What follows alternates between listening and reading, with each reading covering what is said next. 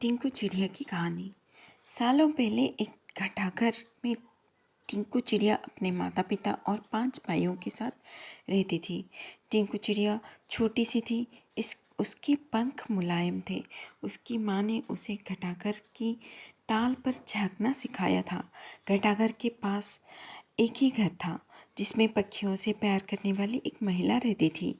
वह टिंकू चिड़िया और उसके परिवार के लिए रोज़ रोटी का टुकड़ा डालती थी।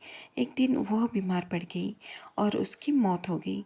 टिंकू चिड़िया और उसका पूरा परिवार उस औरत के खाने पर निर्भर था। अब उनके पास खाने के लिए कुछ नहीं था और न ही वो अपने लिए खान जुगाड़ने के लिए कुछ करते हैं। एक दिन भूख से बेहाल होने पर टिंकू चिड़िया के पिता ने कीड़ों का शिकार करने का फैसला किया। काफ़ी मेहनत करने के बाद उन्हें 3 कीड़े मिले जो परिवार के लिए काफ़ी नहीं थे। वे 8 लोग थे, इसीलिए उन्होंने टिंकू और उसके 2 छोटे भाइयों को खिलाने के लिए कीड़े साइड में रख दिए।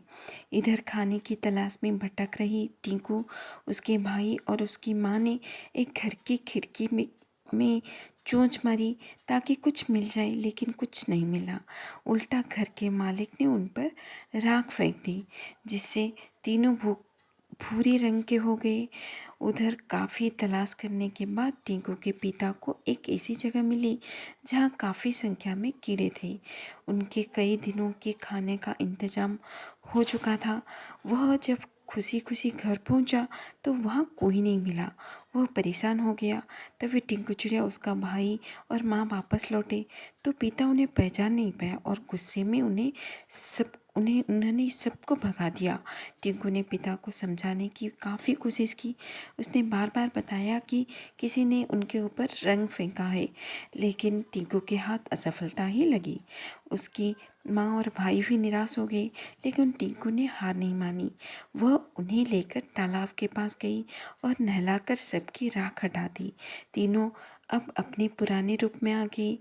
अब टिंकू के पिता ने भी उन्हें पहचान लिया और माफ़ी मांगी। अब सब मिलकर खुशी खुशी एक साथ रहने लगे। उनके पास खाने की भी कमी नहीं थी। कहानी से सीख, कभी भी किसी पर पूरी तरह निर्भर नहीं रहना चाहिए। इंसान को खुद मेहनत करके अपना ज़रूरत की चीज़ों को जुटाना चाहिए।